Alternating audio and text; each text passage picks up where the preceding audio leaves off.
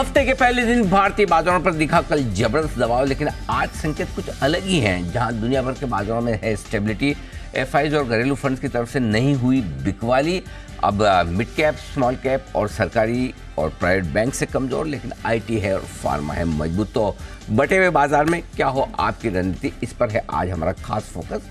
स्वागत है आप सबका शेयर बाजार लाइव में। नमस्कार, मैं हूं अनिल सिंघवी और नमस्कार, मैं हूं दीपांशु भंडारी। कल की गिरावट के बाद आज का मूड माहौल कैसा रहेगा, इस पर है हमारा बड़ा फोकस। समझेंगे अनिल जी से और क्या करना है आपको। आईपीओ मार्केट भी है, नतीजे भी हैं, बहुत कुछ चीजें। पहले हफ्ते के पहले इतना सब कोहराम मच जाए तो अच्छी खबरें भूल जाते हम। हाँ, और अच्छी खबर में एक खबर बोलते बोलते तो भूल गया। बताइए। कल के नंबर्स महंगाई के और साथ ही साथ आईआईपी के बहुत बढ़िया, वो भी बहुत बढ़िया रहे। तो आइए पहले आज के ट्रिगर्स देख लेते हैं जिनके दम पर हम भारतीय बाजारों की करेंगे शुरुआत। डाउ लाइफ हाई पर है, नेस्डेक भी मजबूती के साथ एक बार ट्रेड करके प्रॉफिट बुकिंग दिखाता हुआ, लेकिन अमेरिकी बाजारों में नए हाइज बनाने का, नए शिखर छूने का सिलसिला है तैयार। कोल इंडिया को हुआ है रिकॉर्ड मुनाफा, अब तक की सबसे बेहतरीन तिमाही रही है, वहीं सेल ने किया है निराश। हिंडाल को आयशा समेत आज वायदा कारोबार के नतीजों की है लंबी लिस्ट। 10 रिजल्ट है, वेरी वेरी बिजी डे, क्योंकि मेरे ख्याल से रिजल्ट के लिए कल का आखिरी दिन है। कल का आखिरी, परसों 15 तारीख तक रिजल्ट है, बस उसके बाद छुट्टी। Okay, I am loving it. Okay, CPI यानी कि महंगाई दर ये घटकर आई है 5.1% पर, और आईआईपी की ग्रोथ बढ़कर आई है 3.8% पर। तो ये दो आंकड़े हैं जो आपको इकोनॉमी के मोर्चे पर राहत देने वाले हैं। इन सब पर रखिएगा आज के लिए नजर। और कुछ और ट्रिगर्स जो इन 4 विंडो में नहीं है, जो मैं और दीप आपके साथ 5वीं विंडो में डिस्कस करेंगे। बिल्कुल सर, बहुत सारी एक्शन बहुत है बाजार में और टॉकिंग पॉइंट्स भी बहुत निकल कर आ रहे हैं। बट आई थिंक सब लोग यही जानना चाहते हैं कि कल हुआ क्या, ऐसा क्या कुछ बाजार में। आज लेट्स स्टॉक, क्योंकि आज वैसे स्टॉक्स में ज़्यादा है नहीं। कैश के स्टॉक्स में रिजल्ट जरूर अच्छे हैं, बट वायदा कारोबार में कल बाजार बंद होने के बाद 2 ही आए हैं, सेल और कोल इंडिया, तो उन्हीं का विश्लेषण करना है। So let's talk. ठीक है सर, तो बताइए कल ये हुआ क्या। सेलिंग आई वो ठीक है, बट जिस इंटेंसिटी से सेलिंग आई वो क्या सब दिखा रही है दीपा। बिल्कुल पॉइंट सही है कि बाजार का गिरना कोई आश्चर्यजनक नहीं है, और पिछले हफ्ते संकेत बाजार ने दिए भी कि हम थोड़ा कमज़ोर होना चाहते हैं, स्पेशली उन जगहों पर जहां पर थोड़ी तेज़ी अनाप शनाप हुई है, जिसमें सरकारी कंपनियां हैं, जिसमें मिड कैप और स्मॉल कैप शेयरों में एक करेक्शन ड्यू था। आप देखिए 10-10, 12-12 दिन तक small cap index life high बना रहा है, करेक्ट। सो कहीं ना कहीं करेक्शन तो आना है। अब क्या है कि करेक्शन कब आएगा, कितना आएगा और कितनी तेज़ रफ्तार से आएगा, ये हमारी इच्छा से नहीं होता। राइट सर, ये हमारी इच्छा से नहीं है। अब वो कब आएगा, वो 7 दिन पहले ही आ जाना था, 7 दिन बाद आना था। देखिए मार्केट ओवर वैल्यूड है या फिर जरूरत से ज़्यादा भाग चुका है, ये सब चीज़ कोई अचानक से नहीं हुई है एक दिन में। ये तो over a period of time market भागा है, लेकिन वो किस दिन ट्रिगर होगा, किस वजह से होगा या बिना वजह होगा, वो आप कभी भी पता नहीं लगा पाएंगे। दिक्कत क्या है, दिक्कत इस बात से नहीं है कि करेक्शन है, दिक्कत इस बात से कि करेक्शन की रफ्तार जो है वो बहुत तेज़ है। क्योंकि अगर आप किसी एक दिन 4% आप मिड कैप इंडेक्स को, स्मॉल कैप इंडेक्स को घटते देखते हैं, 2.5% मिड कैप इंडेक्स को घटते देखते हैं, 2-3 दिन में 5-5% ये इंडेक्स घट जाए, स्टॉक्स 20 से 30% घट जाए, तो वो थोड़ी सी दिक्कत वाली बात तो है। अब यही मार्केट है। देखिए मार्केट का सिस्टम है जो कमज़ोर ट्रेडर्स को सिस्टम से साफ करके आप वापस से उठ खड़े होता है। सो आई थिंक आईटी में मिड कैप स्मॉल कैप शेयरों में और पीएसयू शेयरों में लगभग वही होता दिख रहा है। रहा सवाल, इसमें आग में घी डालने का काम कर रहा है बैंक निफ्टी, जो कि आपको पता ही कि कंपैरेटिवली ज़्यादा कमज़ोर है या कम मजबूत है, जो भी शब्द का आप इस्तेमाल करना चाहें। सो ये कॉम्बिनेशन बन गया है। इस कॉम्बिनेशन की वजह से बाजार में दिक्कत होती थी। आज भी जो ट्रेडर्स अगर आईटी, फार्मा, सीमेंट लेके बैठे, उनको आप पूछो तो उनके चेहरे पे तो मुस्कुराहट है ना। बोला हमारे क्या दिक्कत है, हम तो फर्स्ट क्लास। आप टीसीएस देखिए, मतलब क्या 4400 के आसपास आपका ट्रेड करता है, कहाँ समस्या है। 4100 के आसपास ट्रेड कर रहा है, कहाँ समस्या है। मेरे ख्याल से तो थोड़ा सा डीप ऐसा है कि आपको मार्केट में जो सेक्टर रोटेशन होता है और जिसको हम इंडेक्स मैनेजमेंट कहते हैं, इंडेक्स मैनेजमेंट में आपको सिर्फ एक चीज़ ध्यान रखने की ज़रूरत है, और वो ये है कि आपको इंडेक्स में सही साइड पर होना है। जब इंडेक्स में भी अगर ऐसे धड़े बने हों कि ये चलेगा और ये नहीं चलेगा, तो आपको मंदी करनी है तो आपको पता होना चाहिए किस तरफ है, तेज़ी करनी तो आपको पता होना किस तरफ है। और ये बाज़ार आपको साफ साफ चिल्ला कर रहा है, आपको तेज़ी करनी है आईटी फार्मा है, मंदी करनी है आपको पीएसयूज़ हैं, बैंक्स हैं, मिड कैप स्मॉल कैप्स है।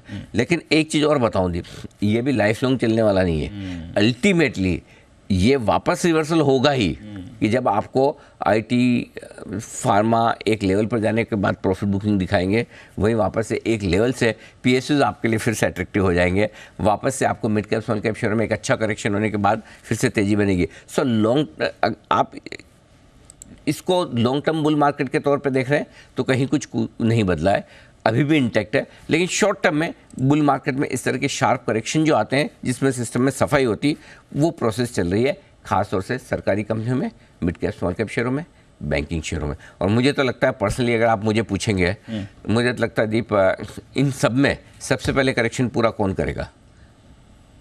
बैंक्स। और बैंक्स किसी भी वक्त करेक्शन पूरा करने को तैयार है। हाँ, किसी वक्त तैयार है, और या कम से कम एक बार तो अच्छे सपोर्ट लेवल पे रुकने को तैयार है, क्योंकि सबसे पहले गिरना शुरू है। अब आज एक सर्वे भी आया है सामने, जो दुनिया भर के फंड मैनेजर्स के बीच में किया गया है, उनको अभी भी फाइनेंशियल्स इंडिया में बहुत कमज़ोर लगते हैं। ये कमज़ोरी अब आ रही है जब आप 45,000 के नीचे समझ में आए। So I think bank Nifty oversold है। सबसे पहले करेक्शन आप बैंक निफ्टी पे नजर रखिए। मैं बैंक निफ्टी में लगातार पिछले 3 हफ्ते से लगातार कर रहा हूँ, कंफर्ट नहीं, ये नहीं करना है, नहीं लेना है, बिल्कुल है ना। इवन पॉलिसी के दिन भी हमने कहा कि नहीं, मज़ा नहीं है बैंक निफ्टी में, वहाँ से भी चाल बिगड़ी हुई है। लेकिन अब कहीं न कहीं बैंक निफ्टी ओवरसोल्ड होता दिख रहा है, और जब एक साथ सारी बुरी खबरें आए तभी बॉटम बनता है। हाँ, बॉटम अच्छी खबरों पे नहीं बनेगा, बॉटम बुरी खबरों पे बनेगा, टॉप अच्छी खबरों पे बनेगा। सो आई थिंक पहले रिवर्सल के संकेत बैंक निफ्टी से आएंगे, उसके बाद आपको पीएसयू स्टॉक्स रिकवर करके दिखेंगे, और उसके बाद mid cap small cap share चलते हुए दिखेंगे। इस प्रोसेस को फॉलो करेगा जब भी रिवर्सल के संकेत आए। न कोई बाजार बंद होने वाला है, न कोई ताला लगने वाला है, लेकिन शॉर्ट टर्म के लिए जो बाजार में ट्रेंड बन रहा है, उस ट्रेंड को आपको पकड़ना ज़रूरी है। और ये ट्रेंड बहुत साफ है, कुछ जगह ऐसी है जो मजबूत है, कुछ जगह ऐसी है जो कमज़ोर है, वो ध्यान रखना है। चलिए ठीक है। एक जगह और जहाँ पर आपने थोड़ी वार्निंग दी थी हमें कुछ दिन पहले से ही बात करें, पिछले हफ्ते के एंड से ही आपकी ये बात चल रही है, थोड़ा मिड और स्मॉल कैप में ध्यान रखना है, थोड़ा ऐसे सेक्टर्स में ध्यान रखना है जहाँ पर ऑलरेडी एक शार्प रनअप आ गया, ऐसे स्टॉक्स में जहाँ पर बड़ी मूव आ गई। पीएसयूज के भी बारे में बात करी थी, वो भी समझना है, और फिर कल की गिरावट के बारे में बात करेंगे। एक बार पहले देख लेते हैं अनिल जी ने आपको क्या वार्निंग दी थी। जो स्टॉक्स बहुत तेजी से भाग चुके हैं mid cap small cap share, वहां पर आपको थोड़ी प्रॉफिट बुकिंग कर लेनी है। बाकी नहीं। जहाँ पिछले 2 महीने में अनाप शनाप तेजी हुई, डबल हो गए, 2 से 3 महीने में 75% बढ़ गए, वहाँ प्रॉफिट बुकिंग होगी इस पूरी स्पेस में। जिन मिड कैप स्मॉल कैप शेयरों में, मैं पूरी स्पेस की बात नहीं कर रहा हूँ, कुछ शेयरों की बात कर रहा हूँ, वो शेयर जो पिछले महीने 2 महीने में डबल हो गए, जहाँ आपको अनाप शनाप रनअप दिख रहा है, वहाँ थोड़ी प्रॉफिट बुकिंग कर लीजिए। बाकी कोई दिक्कत नहीं है। तेज़ी से बढ़ने वाले मिड कैप स्मॉल कैप शेयरों में थोड़ी प्रॉफिट बुकिंग करिए, अगर आप पोजिशनल ट्रेडर या शॉर्ट टर्म इन्वेस्टर। मिड और स्मॉल कैप फ्राइडे से आप बात कर रहे हैं कि यहाँ पर थोड़ा ध्यान रखने की ज़रूरत है, और वो स्टॉक्स जो ऊपर गए, काफ़ी तेज़ ऊपर गए, अनाप शनाप कुछ शेयर्स में तेज़ी हुए, वहाँ पर स्पेशली करेक्शन आ सकता है। दूसरे दिन बड़ा करेक्शन आ रहा है। पिछले 2-3 सेशन से हमने इसीलिए आगाह किया कि अब यहाँ खरीदिए मत, और जो अनाप शनाप भागे हुए बढ़े हैं वहाँ थोड़ा प्रॉफिट बुक करिए।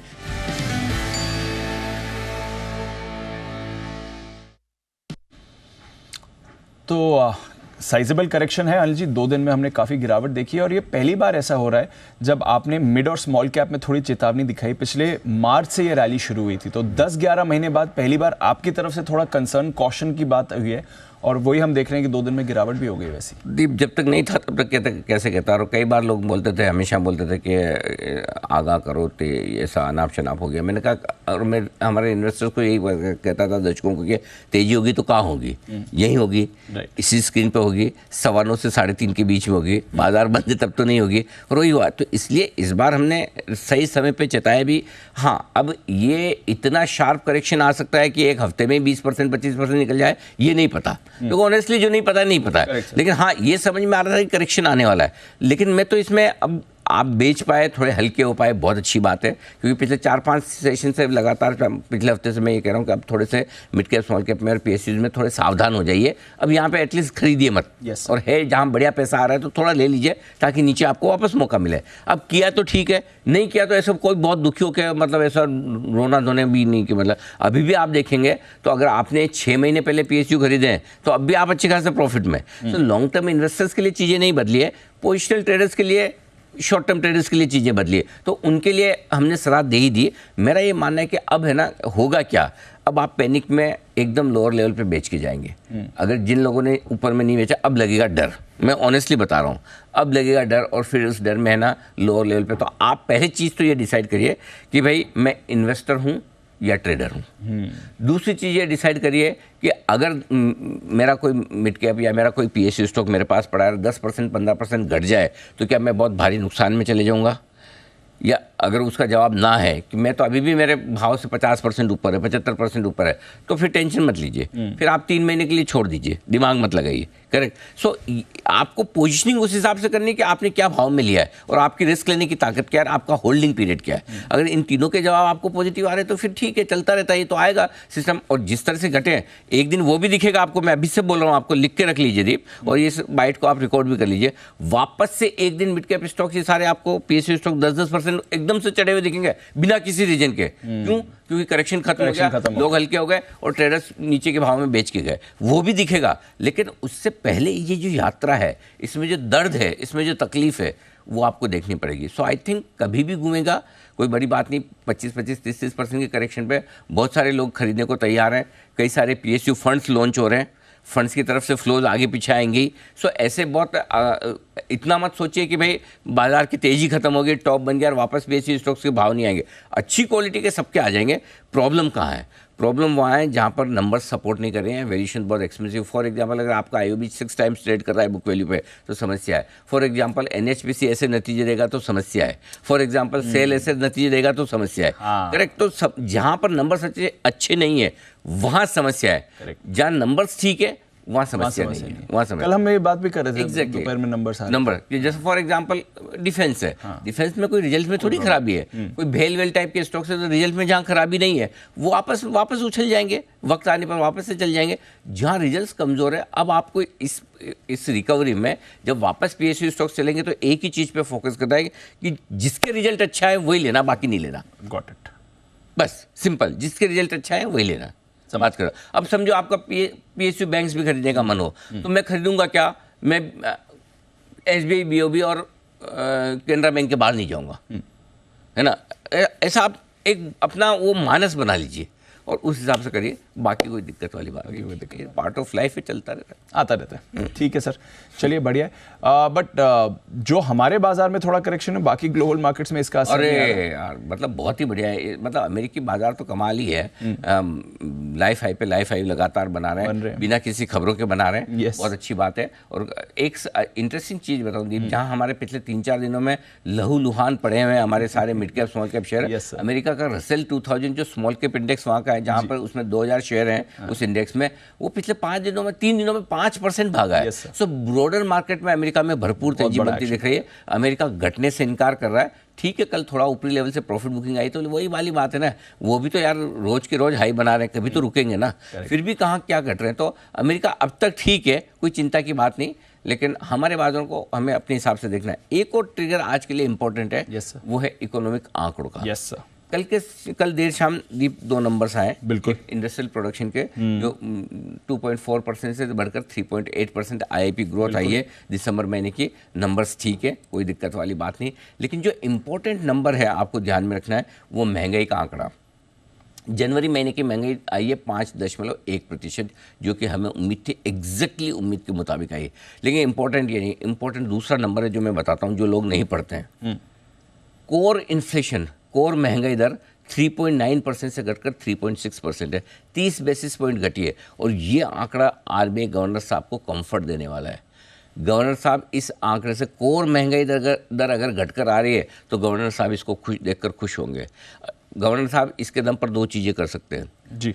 रेट घटाने के बारे में सोच सकते हैं, घटाएंगे नहीं, मैं सोचने की बात है, सोचना शुरू करेंगे कि मेरा कोर इन्फ्लेशन मेरे कंट्रोल में आ रहा है। 4% का RBI का लक्ष्य है महंगाई का, ओवरऑल का।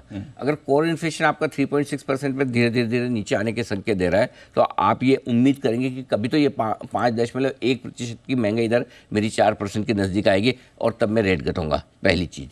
दूसरी चीज़ दीप ये है कि हो सकता है थोड़ा सिस्टम में लिक्विडिटी डालने के बारे में गवर्नर साहब सोच ले। हाँ, क्योंकि अभी लिक्विडिटी, मैं सिस्टम में पैसा डालूँ, लोगों के हाथ में पैसा ज़्यादा है, ज़्यादा मनी सर्कुलेशन हो, महंगाई बढ़ाता है। तो मैं अभी महंगाई नहीं बढ़ाना चाहता, इसलिए लिक्विडिटी टाइट कर रखी है, ठीक है। इन कोर इन्फ्लेशन के दम पर गवर्नर साहब ये भी सोचेंगे कि क्या मुझे थोड़ी लिक्विडिटी सिस्टम में डाल देनी चाहिए।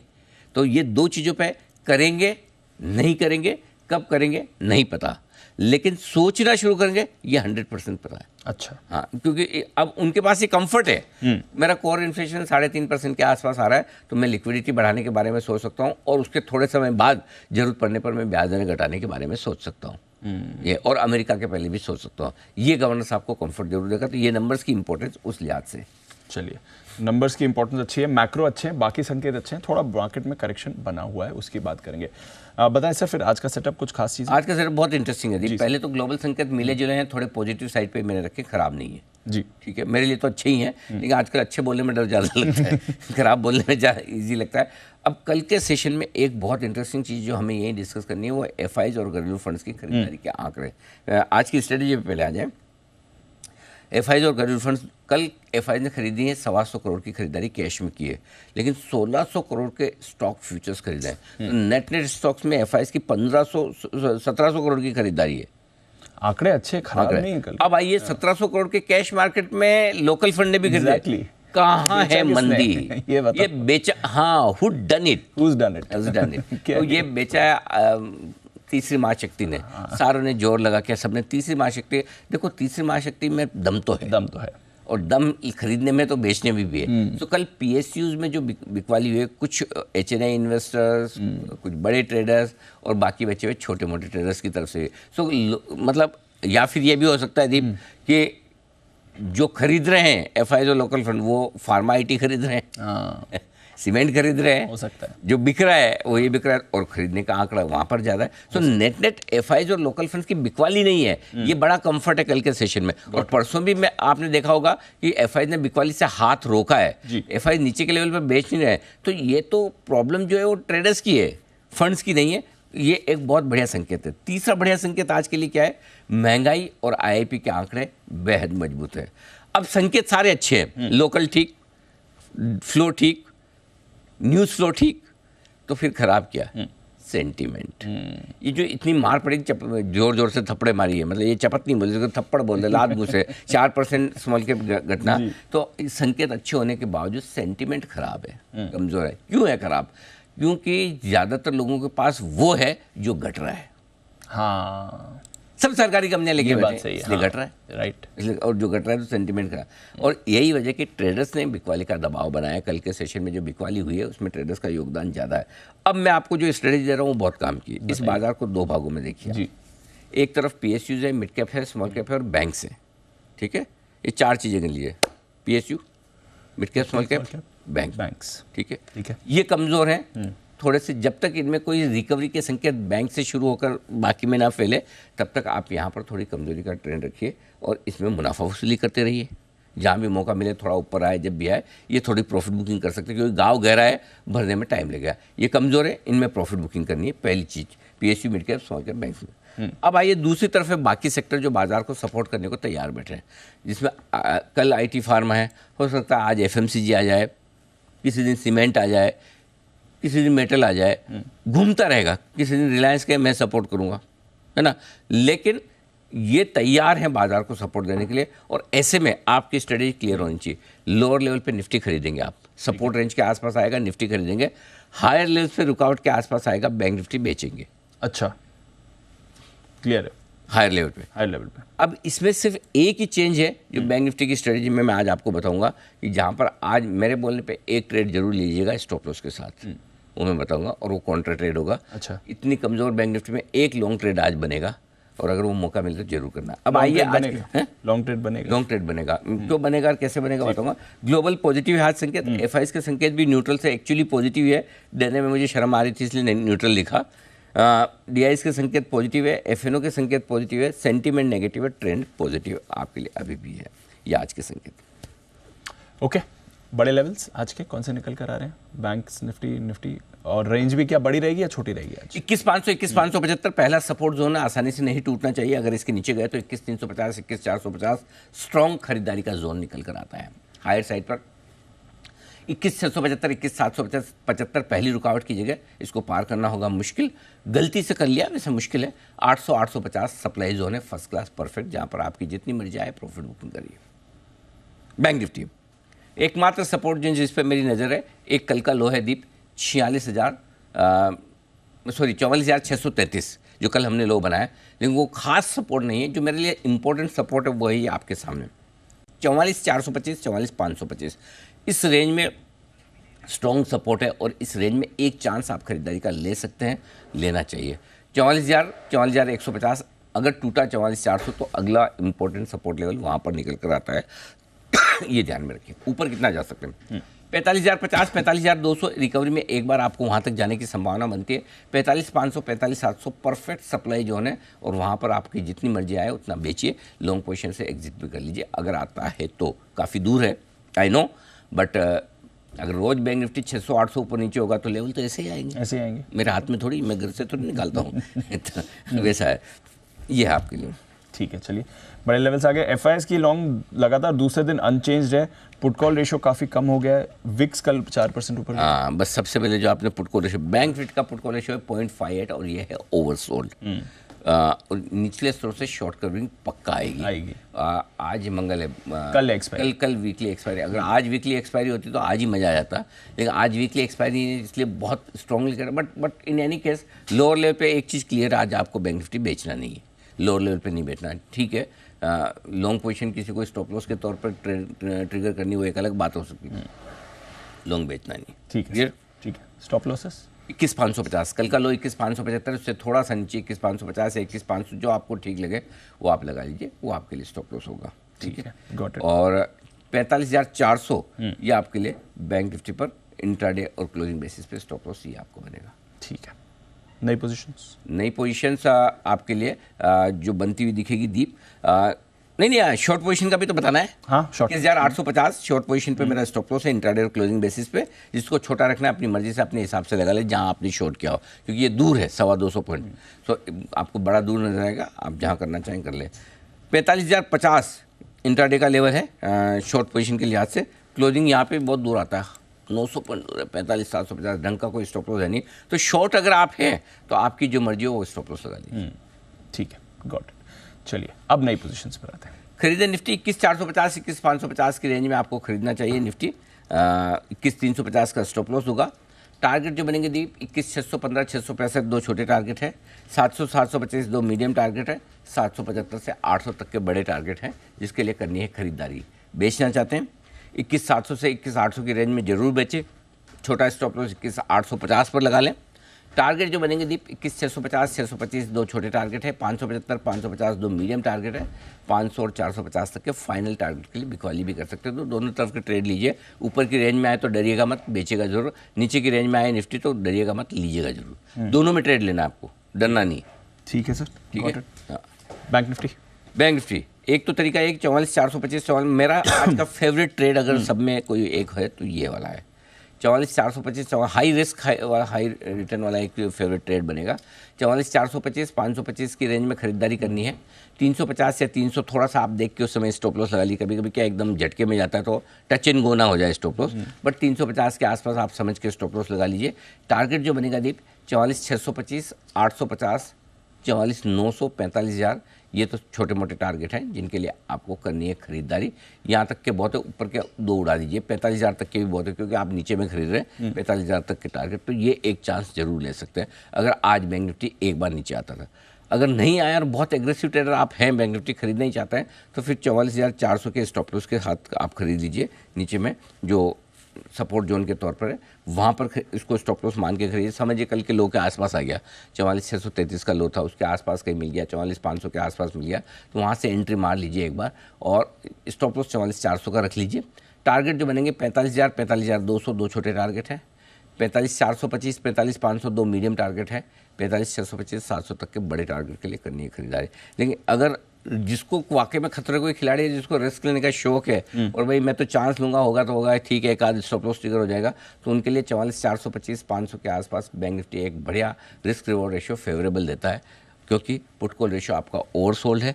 बैंक निफ्टी ने करेक्शन पहले शुरू किया। अगर ये आज बुधवार होता तब तो मैं आपको ठोक बजा के 100% कहता है एक ट्रेड जरूर लेना वहाँ पर, लेकिन अब भी मैं कहूँगा कि थोड़ा क्वांटिटी कम कर लीजिए ताकि आपके रिस्क कम रहे, लेकिन एक चांस लेना बनता है और डिसिप्लिन के साथ लीजिए।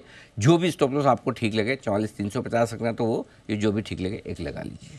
ठीक है सर, गॉट इट। बेचना है तो 45,500 45,700 के पहले कोई ढंग की जगह है नहीं बेचने के लिए, और मैं सलाह भी नहीं था। आए तो ठीक, नहीं आए तो कोई बात नहीं, वहाँ आए तो ही बेचिएगा। 45,850 का स्टॉप लॉस होगा।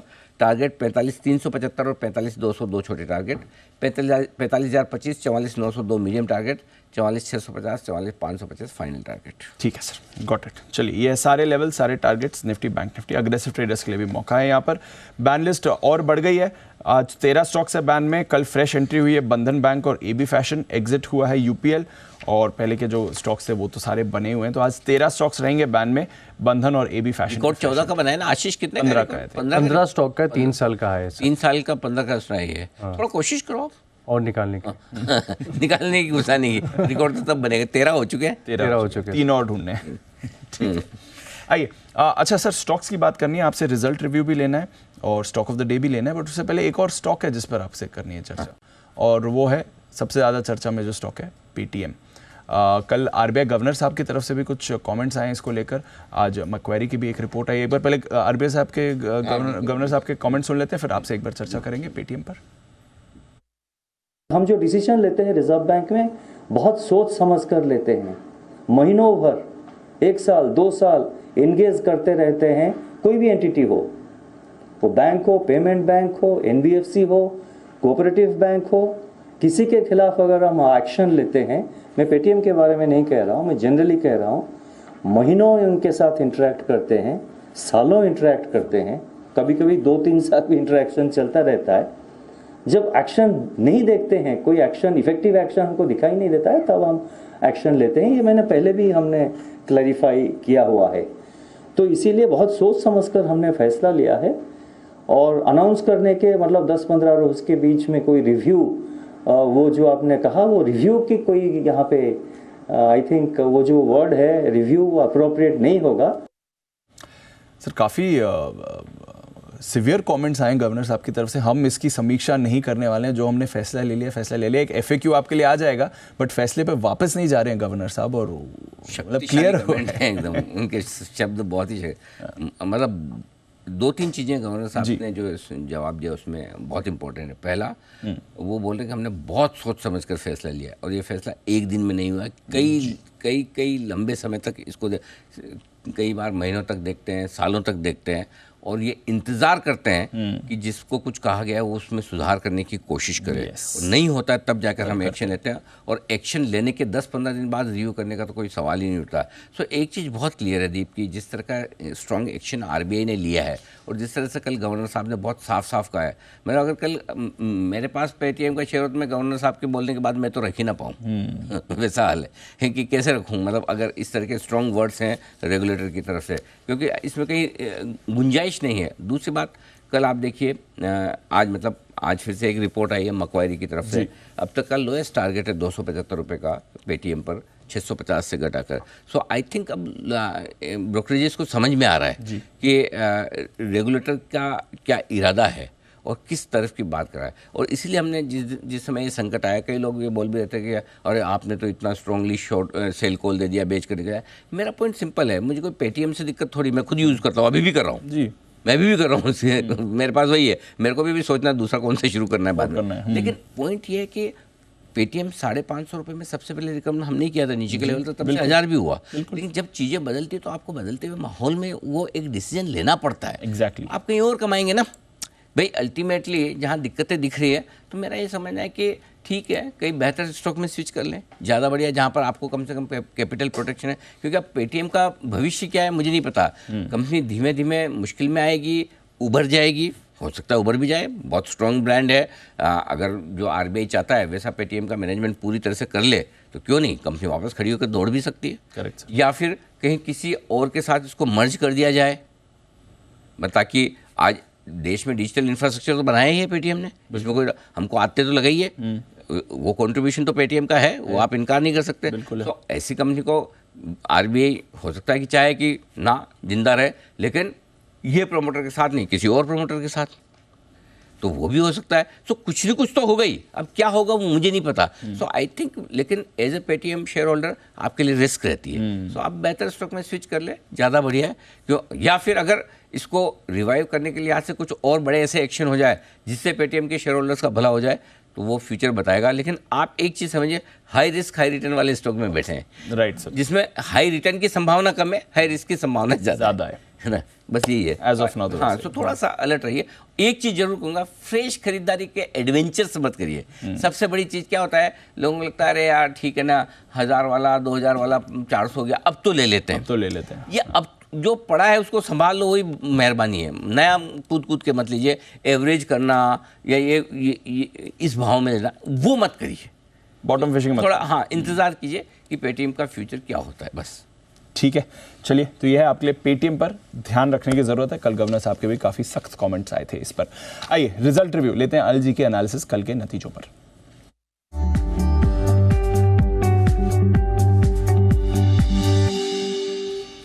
दोनों पीएसयूज है, कोल इंडिया और सेल सर। सेल रिजल्ट मतलब आप जितने खराब आप सोच सकते हो उससे थोड़े से ज़्यादा खराब है। सरकारी कंपनियों में पता नहीं है, शेयर भाग रहे हैं और रिजल्ट खराब हो रहे हैं, वैसे वाली बात है। ऑपरेशनली बहुत वीक परफॉर्मेंस है, हर एक लिहाज से आप देख लीजिए। मैं ज़्यादा एक ही समस्या है कि स्टॉक कल ऑलरेडी 8% घटा हुआ है। घट सकता है और बिल्कुल घट सकता है। क्यों? क्योंकि 3 महीने में 40% अब भी चढ़ा हुआ है, हफ्ते भर में 11% घटा है, उसके बावजूद 40% ऊपर है। ये सरकारी कंपनियों की कहानी है कि घटने के बावजूद अगर 3 महीने पहले आपने खरीदा तो अभी भी मुनाफे में बैठे हैं। नंबर्स कमजोर है दीप, मैं आपको सपोर्ट लेवल दूंगा नीचे 111 और 115, दो लेवल सपोर्ट के हैं फ्यूचर्स के, और बैन में तो है ही है, तो आप कुछ कर नहीं पाएंगे। अच्छा, कई बार आजकल ये होता है कि जैसे मैं stock of the day 13 stock ban में है, कभी याद रह जाता कभी याद नहीं, जैसे कल औरोबिंदो फार्मा याद है। तो अगर समझो मैंने बोला भी फ्यूचर्स के लेवल दिया और बैन में है, तो वैसे आप कैश में कन्वर्ट कर लो, कैश के हिसाब से ले लो। इतना मतलब अगर देखो ऐसा अगर कोई गलती निकालने बैठा तो हमारी तो हर सेंटेंस में निकल जाएगी, है ना। यहाँ फुल स्टॉप क्यों नहीं लगाया, यहाँ कोमा क्यों नहीं लगाया, यहाँ पोज लेना था बोलने के पहले, तो वो तो हम तो परफेक्ट है ही नहीं, हमें पता है। तो बट अगर कभी ऐसा फ्यूचर्स में है दिया है लेवल और बैन में है, कैश में खरीद, कैश में कर लो, कर लीजिए, या कैश के लेवल दिया फ्यूचर में तो आप एडजस्ट कर लीजिए। इतना तो अगर जब आप जा रहे हैं मैदान में कूदने तो थोड़ी तैयारी तो आपकी भी होनी चाहिए। सिंपल, हाँ, डायरेक्शन क्लियर है, कॉल क्लियर है। सो 115 111 ये सपोर्ट लेवल है। आज मुझे याद रह गया कि ये बैन में तो मैंने दिए ही नहीं, इसलिए मैंने ऊपर में 129 के ऊपर जब तक वापस नहीं निकलेगा तब तक सेल में मजबूती आएगी नहीं, ये आपके लिए। दूसरा है कोल इंडिया, इसके ठीक विपरीत ये one of the best PSU result है। अब तक के कोल इंडिया के बेस्ट रिजल्ट आए हैं, मतलब मेरे ख्याल से किसी तरह की कोई आप कमजोरी नहीं निकाल सकते। तीसरी तिमाही के जो नतीजे आए अब तक की इसकी सबसे बेस्ट तीसरी तिमाही रही है। स्टॉक कल 5% घटा भी है, लेकिन ये भी अभी भी 3 महीने में 40% ऊपर है। सरकारी कंपनियों में थोड़ा सा इशू है। सो अगर कोल इंडिया बढ़ेगा तो थोड़ी प्रॉफिट बुकिंग आ सकती है। नीचे कोल इंडिया में सपोर्ट 420 के आसपास है, ऊपर 439 और 446 के 2 लेवल है। 446 के ऊपर टिक गया तो इसलिए मुसीबत से बाहर निकल जाएगा। ये ऊपर के लेवल कोल इंडिया के लिए। Got it. चलिए, कोल इंडिया अच्छे नतीजे हैं, सेल खराब नतीजे हैं, देखते हैं दोनों पर रिएक्शन कैसा आएगा। स्टॉक ऑफ द डे जी बस इसी में गिन लो जो भी गिनना है। ठीक है सर, चलिए 9 बजे फिर से आपसे मिलेंगे। 8:35 हो गया, लोग इंतजार कर रहे हैं। आईपीओ पे भी बात करनी है फिर 9 बजे। ठीक है, आइए फिर बात करते हैं वरुण, नुपुर और आशीष के साथ। वरुण बताएं, ट्रिगर्स नतीजे कौन से लेकर आए आप? तो ट्रिगर्स में सबसे पहले निफ्टी में जो नतीजे आने वाले हैं, हिंडाल्को और आयशा मोटर्स, यहाँ पे नजर रखिएगा। एफएनओ में BHEL, Bosch, Deepak nitrite, Gujarat gas, IRCTC, Nalco, Info Edge, Hindustan copper, Zee entertainment, Siemens के नंबर्स आने वाले हैं, तो यहाँ पे आप नज़र रखिएगा। Indiabulls housing finance right issue जो है वो आज बंद होने वाला है। एक्स डेट है doctor Lal path labs, interim dividend 12 रुपये का। और Entero health care solution IPO update day 2 तक केवल 19% भरा है। रिटेल का हिस्सा 88% भर चुका है और आज इसका आखिरी दिन है। विभोर स्टील आज से आईपीओ खुलने वाला है, 15 फरवरी तक खुला रहेगा। 141 से 151 का प्राइस बैंड है। इशू साइज छोटा है, 72.17 करोड़ का पूरा इशू साइज है। और एंकर इन्वेस्टर्स से इन्होंने करीब 21.5 करोड़ जुटा लिए हैं। हिंडाल्को आज नतीजे तो आने वाले हैं, लेकिन नोवेलिस के नतीजे आ चुके हैं, तो इसके लिए भी आप नज़र में रखिएगा, क्योंकि रेवेन्यूज जो है 6.4% गिरे हैं, लेकिन मार्जिन्स में बढ़ोतरी है 8.9% से बढ़ के 11.6%। मुनाफा 10 गुना हो चुका है, $1.2 करोड़ से बढ़ के $12.1 करोड़ पे आया है। तो नोवेलिस के नतीजे आ चुके हैं, हिंडाल्को पे उसके लिए भी नजर रखेगा। कुछ कैश के नतीजे हैं जिसमें तिलक नगर इंडस्ट्रीज़ है, बहुत ही बेहतरीन नतीजे नंबर्स नज़र आ रहे हैं। रेवेन्यूज 24% बढ़े हैं, मार्जिन्स हल्के बढ़ के आए हैं। मुनाफा नो डाउट आपको 42% नीचे दिखेगा, इसके लिए है क्योंकि पिछले साल इसी क्वार्टर में 51 करोड़ का एक्सेप्शनल गेन था, उसको हटा दे तो इस बार मुनाफा बढ़ के आया है। 44 करोड़ पे इस बार मुनाफा है। टोटल वॉल्यूम्स में 13% की बढ़ोतरी है। ऋषभ इंस्ट्रूमेंट मिले जुले नतीजे हैं, रेवेन्यूज 18.7% बढ़े हैं, मार्जिन्स यहाँ गिर के आए हैं 14.3% से गिर के 2.8%। मुनाफा जो है 54% डाउन है। और GR इंफ्रा वीक नंबर्स है, रेवेन्यूज 2.6% गिरे हैं, मार्जिन्स में गिरावट है, मुनाफे में 25% की गिरावट देखी गई है। नूपुर बताएं आपके पास कौन से नतीजे और खबरें हैं? बिल्कुल, गुड मॉर्निंग। सूरत एस्टेट्स के साथ शुरुआत करते हैं। यहाँ पे कंपनी की आय देखें तो 2.5% से बढ़कर आते हुए दिखिए। कामकाजी लेवल पे मुनाफा 10% की ग्रोथ यहाँ पे भी आपको नजर आएगी। मार्जिन्स में 500 बेसिस पॉइंट का इंप्रूवमेंट आपको यहाँ पे दिखेगा। गुजरात पीपावाव यहाँ पे भी नतीजे काफ़ी अच्छे हैं। कंपनी की आय में 8% की ग्रोथ आपको दिखेगी। कामकाजी लेवल पर मुनाफा 14% से बढ़कर आते हुए दिखा है। मार्जिन्स में 300 बेसिस पॉइंट की इंप्रूवमेंट और मुनाफा भी देखें तो 38% की ग्रोथ यहाँ पर भी आती हुई दिखी है। कृष्णा डायग्नोस्टिक यहाँ पर भी नतीजे काफ़ी स्ट्रॉन्ग है। 34% से कंपनी की आय बढ़कर आती हुई दिखी। कामकाजी लेवल मुनाफे में 27% की ग्रोथ है और मार्जिन्स देखें तो 24.5% से थोड़े से हल्के से घट के 23% आते हुए आपको नजर आएंगे। रेपको होम फाइनेंस कंपनी की NII में 18% की ग्रोथ है, मुनाफा 23% से बढ़कर आते हुए दिखा है। ग्रॉस NPA नेट NPA देखिए तो यहाँ पे आपको बहुत हद तक सुधार आते हुए दिखेगा और नेट इंटरेस्ट मार्जिन भी 5.3% के आसपास रहते हुए नजर आए। सांजना इंजीनियरिंग यहाँ पर भी देखें तो कंपनी की आय में 27% की ग्रोथ है। कामकाजी लेवल पे मुनाफा 36% की ग्रोथ यहाँ पे भी आती हुई दिखी है। 100 बेसिस पॉइंट से मार्जिन में भी हुआ है इस बार improvement. BLS international strong performance है। कंपनी की आय हालांकि फ्लैट ग्रोथ यहाँ पे दिखेगी, लेकिन ऑपरेशनली जो कामकाजी लेवल पे मुनाफा है वो 34% की ग्रोथ दिखा रहा है। मार्जिन भी 500 बेसिस पॉइंट से बढ़ के 20% पहुँचते हुए दिखे। और लास्ट में MSCI के जो बदलाव होने वाले थे फरवरी रिव्यू के, उसका अनाउंसमेंट आते हुए दिख चुका है। 5 स्टॉक ग्लोबल स्टैंडर्ड इंडेक्स में शामिल हुए, जिसमें से 4 का अनुमान मुताबिक है। GMR एयरपोर्ट सिर्फ एक सरप्राइज नाम आपको यहाँ पे दिखेगा। इसके अलावा NMDC, यूनियन बैंक, BHEL और PNB शामिल किए गए हैं। स्मॉल कैप में भी काफ़ी कुछ बदलाव है। एडिशन में नाम बता देती हूँ, कुछ Cello World, Honasa, Jupiter life जैसे कुछ नाम दिखेंगे जो MSCI स्मॉल कैप इंडेक्स में शामिल किए गए हैं। ओके, बदलाव तो हुए हैं और आपको डिटेल्स बताएंगे कितना इनफ्लो कितना आउटफ्लो होगा इन स्टॉक्स में, बट नज़र रखिएगा कुछ बड़ी खबरें इन स्टॉक्स के लिए आई हैं। वरुण बताएं कुछ और खबरें आपके पास भी हैं? डेफिनेटली, तो इसमें JSW एनर्जी यहाँ पे नज़र रखेगा क्योंकि इस कंपनी की सब्सिडरी है JSW नियो, उनको विंड पावर प्रोजेक्ट के लिए LOA मिला है सोलार एनर्जी से। बेसिकली 500 मेगावाट की क्षमता के लिए प्रोजेक्ट के लिए इनको LOA मिला है। इंडियन होटल्स पे नज़र रखेगा क्योंकि सबके सब अयोध्या में एक्सपांड कर रहे हैं, इंडियन होटल्स भी कर रहा है। जी बिजनेस से बातचीत में इस कंपनी के MD and CEO Puneet Chatwal ji ने कहा कि आज अयोध्या में चौथा होटल जो है उसके लिए साइन कर सकते हैं ये डील, और अयोध्या में अब तक 3 कॉन्ट्रैक्ट जो है ये साइन कर चुके हैं और काशी और लक्षद्वीप में भी एक्सपांशन का ये मूड बना रहे हैं। इनफैक्ट बनारस में भी कुछ होटल है जहाँ पे 100 कमरे जो है वो ये और ऐड करने वाले हैं। तो काफ़ी बड़े एक्सपांशन प्लान है इंडियन होटल्स के, खासकर अयोध्या में। वेदांता, यहाँ पे कुछ न्यूज़पेपर रिपोर्ट्स है कि डीमर्जर की प्रक्रिया जो है 12 महीने में पूरी होने वाली है। SBI कार्ड्स पे नजर रखेगा क्योंकि LIC ने करीब 3 लाख शेयर खरीदे हैं, हिस्सेदारी 4.99% से बढ़ के 5.0% हो चुकी है। 9 फरवरी को ओपन मार्केट से 716 के भाव पे खरीदारी की गई है। इसके अलावा कुछ और ब्लॉक डील्स है जिसमें स्टार हाउसिंग फाइनेंस अमानसा होल्डिंग ने 11,40,000 शेयर यानी कि 1.44% इक्विटी 713 के भाव में खरीदी है। और सेलर्स में बजाज फाइनेंस है जिसने करीब 8 लाख शेयर जो है वो बेचे हैं। इसके अलावा और एक इन्वेस्टर है। वहीं पार्क होटल्स कल की लिस्टिंग, यहाँ पे फंड्स ने खरीदारी की है। सबसे इंपॉर्टेंट इसमें तो क्वांट म्यूचुअल फंड है जिन्होंने करीब 93 लाख शेयर्स खरीदे हैं। एशिया पैसिफिक इक्विटी फंड ने भी करीब 11.25 लाख शेयर्स खरीदे हैं। 186 से 196 के बीच में ये सारे सौदे हुए हैं। आइए ब्रोकरेज पर भी डालें नजर। FIR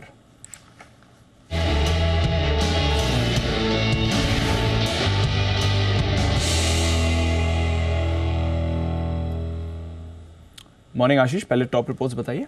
good morning Deepanshu. सबसे पहले देखिए कोल इंडिया यहाँ पर नतीजों के बाद रिपोर्ट्स आई हैं। जेफरीज की तरफ से खरीदारी की राय को बरकरार रखा है और टारगेट प्राइस काफ़ी बढ़िया इंक्रीज़ किया है। 450 रुपये से लक्ष्य को बढ़ाकर अब 550 रुपये का टारगेट दे रहे हैं। कल के करेक्शन के बाद 433 रुपये का भाव आ गया है।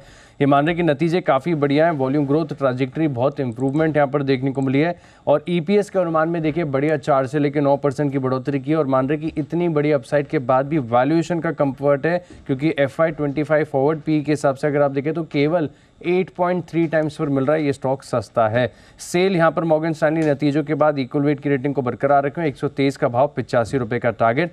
हिंडाल्को यहाँ पर अगर आप देखें तो नोवेलिस के नतीजे आए, इसके बाद आई है रिपोर्ट CLSA की तरफ से, रेटिंग को कर दिया डाउनग्रेड। पहले खरीदारी की राय थी, अभी अंडर परफॉर्म की रेटिंग दे रहे हैं और लक्ष्य देखिए 590 रुपये से बढ़ाकर 635 कर दिया है।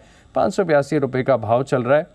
वहीं जेफरीज अगर आप देखें तो खरीदारी किराए को बरकरार रखे हुए हैं, बुलिश हैं काफ़ी ज़्यादा, 725 रुपये का इन्होंने टारगेट दिया है। पेटीएम पर बहुत ही इंटरेस्टिंग रिपोर्ट्स लेकर आता है हर बार मैक्वायरी। अब देखिए इस बार न्यूट्रल की रेटिंग जो है उसे डाउनग्रेड कर ये अंडर परफॉर्म की रेटिंग दे रहे हैं और बहुत ही शार्प टारगेट कट किया है। पहले 650 रुपये का जो टारगेट था अब घटाकर केवल 275 रुपये का टारगेट दे रहे हैं। 422 रुपये का भाव है, इनका टारगेट है केवल 275 रुपये का। दिन के दौरान इस रिपोर्ट को विस्तार से भी जानेंगे।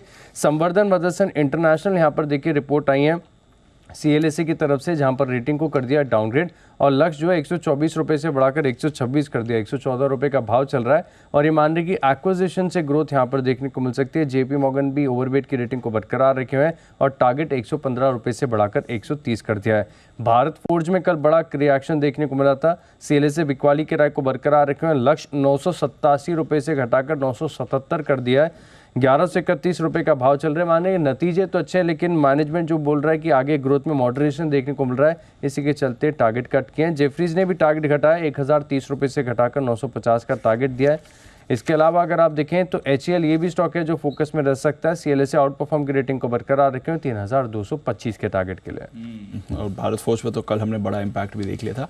और कौन सी रिपोर्ट्स हैं आशीष? दीपांशु, ऑरबिंदो फार्मा यहाँ पर रिपोर्ट आई है। CLSA की तरफ से खरीदारी की राय को बरकरार रखा है। टारगेट प्राइस बढ़िया इंक्रीज किया, 710 रुपये से बढ़ाकर 1235 का टारगेट दिया है। गोल्डमैन सैक्स भी खरीदारी की राय के साथ टारगेट प्राइस इंक्रीज कर रहे हैं और HSBC भी मान रहे हैं कि नतीजे जो है इनलाइन थी एस्टिमेट के मुकाबले, लेकिन HSBC की रिपोर्ट थोड़ी इंटरेस्टिंग लग रही है। पहले इनका टारगेट 1370 रुपये का था, अब इसे घटाकर 1240 रुपये का टारगेट दिया है। ONGC यहाँ पर देखिए CLSA खरीदारी की राय दे रहे हैं।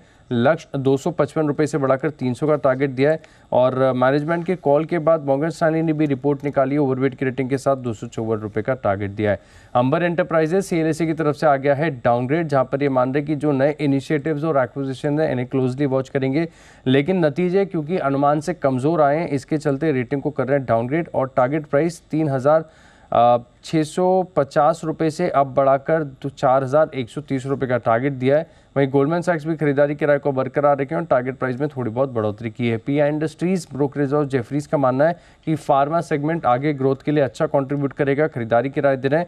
हालांकि टारगेट प्राइस 4290 रुपये से घटाकर 4165 कर दिया है, लेकिन एक खास बात है कि करंट मार्केट प्राइस से अभी भी काफ़ी ऊंचा टारगेट है। थर्मैक्स, जेफरीज खरीदारी किराए दे रहे हैं, मान रहे कि पाइपलाइन में काफ़ी बड़े लार्ज प्रोजेक्ट्स हैं, तो इसका एक फ़ायदा देखने को मिल सकता है ऑर्डर बुक के लिहाज से, और अगर अर्निंग्स अच्छी रहती हैं तो वैल्यूएशन का भी सपोर्ट रहेगा। टारगेट 4130 रुपये से घटाकर 4000 का कर दिया और अंत में SJVN, जहां पर कल लगभग 20% की गिरावट आई है। गोल्डमैन सैक्स बिकवाली किराए को बरकरार रखे हैं, लक्ष्य 65 रुपये से बढ़ाकर 72.5 का कर दिया है। स्टॉक ऑलरेडी 112 पे चल रहा है। ओके, तो ये है आपके लिए ढेर सारी रिपोर्ट्स जिन पर देखिएगा आज भरपूर एक्शन। आज बड़ी इंटरेस्टिंग रिपोर्ट्स लाए हैं आशीष साहब, लंबे समय बाद। नहीं, लंबे समय के बाद नहीं सर, रिपोर्ट तो अच्छी आ रही है आजकल। मैंने लंबे समय बाद ध्यान दिया आपने। ओके, नहीं लेकिन इंटरेस्टिंग रिपोर्ट्स है आज, काफ़ी बढ़िया। स्टॉक्स में बढ़िया एक्शन दिखेगा भी इनके दम पर, लेकिन इसी एक्शन को आगे बढ़ाने के लिए तैयार है एक्सपर्ट्स का दमदार पैनल। वक्त है पिक ऑफ द डे का।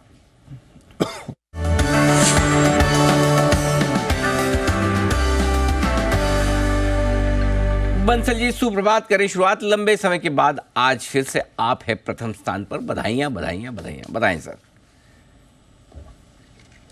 सुप्रभात अनिल जी, सुप्रभात दीपांशु। अनिल जी, लंबे समय बाद नहीं, अनिल जी कल भी था। अनिल जी, आपको मेरे को लग रहा है मोटिवेट कर रहे हैं आप। 24 घंटे हो गए ना सर, लंबे समय बाद बोल के अनिल जी। 24 घंटे हो गए अनिल जी, कल बुधवार को 24 घंटे हो गए ना, लंबा समय तो हो ही गया ना।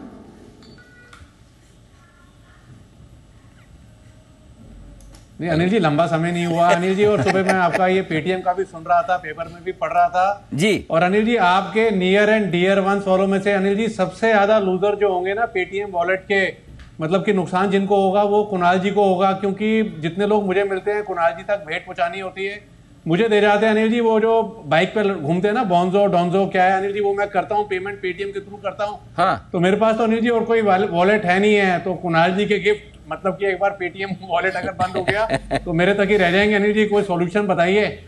बढ़िया है, कोई नया सोल्यूशन आएगा, चिंता न करें बिल्कुल। और अभी तो देखो पेटीएम भी चल रहा है, जब तक चल रहा है, नए टॉपअप शायद अलाउड नहीं है, देखते हैं आगे क्या कुछ होता है। अभी तो 29 फरवरी तक का समय है, कृपया धीरज बनाए रखें। जी बंसल जी बताएं stock of the day. Anil ji, stock of the day मेरा है ओरो फार्मा, जिसपे कल भी आपने खरीदारी की राय दी थी, एक बार दीपांशु ने भी पूछा था अनिल जी, काफी बढ़िया लग रहा है। 1018 की क्लोजिंग है, मात्र 18 रुपए का स्टॉप लॉस, 1000 का लगाना है स्टॉप लॉस, और टारगेट है 1048 का टारगेट है, 1048 1048 के टारगेट के लिए ओरो फार्मा पर खरीदारी की राय। बिल्कुल, जो बंसल जी ने दिए हैं वो कैश के लेवल दिए, और कैश के लेवल इसीलिए दिए हैं कि वायदा कारोबार में आज ये फ्यूचर्स के बैन में है ही, तो आप खरीदें तो कैश में खरीदें, ये राय एकदम साफ है। सुप्रभात कुणाल जी, स्वागतम, बताएं sir pick of the day.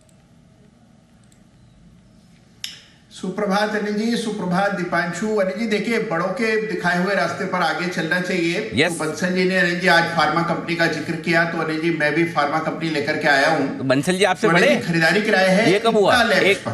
Bansal ji आपसे बड़े ये कब हुआ? नहीं अनिल जी, ये कुछ 20-25 साल का अनिल जी, ये तो मैंने पहले ऑन एयर अनिल बोला जी। है। अनिल जी अनिल जी संसार में इनका आगमन अनिल जी मुझसे पहले हुआ है, हाँ, तो इस नाते अनिल जी बड़े हैं, अनिल जी बहुत बड़े हैं। बंसल जी फैक्ट चेक करवाओ। और इनका बड़प्पन अगर अनिल जी आपको नहीं, इनका बड़प्पन अगर आपको देखना हो अनिल जी, हाँ। तो जो हाँ तो अनिल जी ये जो मेरे पेटीएम के गिफ्ट्स हैं, हाँ। ये जैसे अभी ये हड़पने वाले हैं अनिल जी, उससे बड़प्पन का पूरा अंदाजा आपको हो जाएगा अनिल जी। जी बंसल जी। अनिल जी, आज तो ऑफिशियल हो गया, राकेश कुणाल चार्ट कनर को मैं हूँ वेरी सीनियर पार्टनर। तो कुणाल जी को मैं अब तक सीनियर बोलता था, इनका डिमोशन करके इनको कर दिया जूनियर पार्टनर। देखो उन्होंने खुद ने एक्सेप्ट कर लिया। देखो ये हमारे कुणाल जी की विनम्रता है बंसल जी, जो आपको सहज स्वीकार कर दीजिए। जी कुणाल जी, अब बताएं पिक ऑफ द डे। तो अनिल जी इप्का लैब्स पर खरीदारी की राय है। मुझे लगता है Anil ji pharma stocks safe haven है। कल की कमजोरी के बाद मुझे लगता है कि इप्का लैब्स में खरीदारी करनी चाहिए। मेजर सपोर्ट के करीब कल बंद हुआ स्टॉक, और स्टॉक में पहले एक ब्रेकआउट आ चुका था, 2-3 सत्रों से हम कुछ करेक्शन आते हुए देख रहे हैं, और अब मेजर सपोर्ट के करीब स्टॉक में खरीदारी का अच्छा मौका है। तो मेरी राय में बाय करके चले। 1140 पर एक स्टॉप लॉस रखें। पहला टारगेट होगा 1190 रुपए का, दूसरा टारगेट 1215 रुपए का। तो 1190 1215 के टारगेट के लिए इप्का लैब्स में खरीदारी करें। 1190 1215 दो टारगेट करें खरीदारी आप इप्का लैब में। आइए अविनाश जी का भी बहुत बहुत स्वागत। सुप्रभात अविनाश जी, बताएं sir pick of the day. Anil ji, pick of the day हमारा पुराना स्टॉक है कमिंस इंडिया। देखिए, हमने आपके चैनल पे बहुत पहले से ये रेकमेंड किया था। नंबर्स जो तीसरे तिमाही के आ गए, बहुत ही दमदार नंबर आ गए। हालांकि कंपनी का जो अकाउंटिंग ईयर है वो दिसंबर है। मेरा मानना है कि इलेक्शंस के बाद गवर्नमेंट एक बड़ी अच्छी तरह से हाइड्रोजन पॉलिसी अनाउंस करेगी, और कमिंस एक ऐसा प्लेयर है जो हाइड्रोजन के इंजन के लिए पूरी तरह से तैयार है। इनफैक्ट रेलवे मिनिस्टर अश्विनी वैष्णव ने भी कहा है, रिपोर्ट्स में मैंने सुना है कि आने वाले सालों में ट्रेन्स भी हाइड्रोजन पे चलेगी। तो नंबर्स की अगर हम बात करें तो इस क्वार्टर में काफी अच्छा ग्रोथ आया है टॉप लाइन में। इनफैक्ट प्रॉफिटेबिलिटी करीबन 450 करोड़ नेट लेवल पे पहुंची है, जो पिछले दिसंबर में 360 करोड़ थी। तो हमारा मानना था कि इस साल करीबन 8,500 करोड़ के रेवेन्यू पे कंपनी करीबन 1450-1500 करोड़ का प्रॉफिट कमाएगी, जो पिछले साल 1100 करोड़ था। FY25 की बात करें तो मुझे लग रहा है कि अनिल जी करीबन 1650-1700 का प्रॉफिट मिल सकता है। और ऑब्वियसली ये हाइड्रोजन की अगर पॉलिसी आती है तो और रीरेटिंग होगी। तो यहाँ से करीबन 2800 का एक रिवाइज टारगेट प्राइस हमको कम क्लाइंट्स को दे रहे हैं। तो अगर कोई गिरावट मिलती है या थोड़ा सा कमजोर आपको मिलता है ये स्टॉक, क्योंकि रिजल्ट्स के बाद नॉर्मली सेलिंग आती है, तो इसको खरीदने का मौका समझना चाहिए। मुझे लगता है ये स्टॉक आपके पोर्टफोलियो में जरूर होना चाहिए। अगले 12-15 महीने के लिए अच्छी खासी कमाई। ओके, तो क्यूबिन्स है वो स्टॉक्स जहां पर खरीदारी करने की राय। आइए जय का भी है स्वागत। गुड मॉर्निंग जय, बताएं pick of the day. A very good morning to you, Anil ji, and very good morning to you, Dipanshu. Anil ji, देखिए ओवरऑल मुझे ऐसा लग रहा है कि मार्केट में एक लोअर लेवल पर, जैसे मैंने कल भी कहा था कि 21,600 के आसपास का अनिल जी एक सपोर्ट है, वही देखना है आज आज उसके ऊपर ट्रेड करता है कि नीचे करता है। एंड जहां तक स्टॉक स्पेसिफिक बात है अनिल जी, तो मेरा जो एक आज पिक ऑफ द डे है वो है एस्ट्रल पॉलीटेक। हाँ जी, मुझे ऐसा लग रहा है कि एस्ट्रल में आपको एक अच्छा मूव देखने मिल सकता है। कल के ट्रेडिंग सेशन में यहाँ पे एक जबरदस्त अप मूव आते हुए देखने मिला हमें। अब जो हिसाब से ये स्टॉक ने कल 1850 रुपए से लेकर 1950 तक के एक मूव दिखाया with increase in volumes, clear bullish cross over in indicators, I think this stock is heading towards 2040 तक के लेवल्स इंट्राडे पर्सपेक्टिव इसके बनते हैं। पोजिशनल पर्सपेक्टिव जी अगर 2040-50 के लेवल्स निकलेंगे तो बड़ा कंसोलिडेशन का ब्रेकआउट आएगा। ऑन द लोअर साइड अब मुझे ऐसा लग रहा है कि नीचे में 1902 रुपए के आसपास का एक अच्छा सपोर्ट है। So with that as a stop loss 2040 ये टारगेट्स के लिए खरीदे एस्ट्रल। मूव भी आया था, बाजार बाकी कमजोर था बट एस्ट्रल ने होल्ड आउट करा था कल। आज भी 2040 तक के टारगेट लिए यहाँ पर आप कर सकते हैं खरीदारी।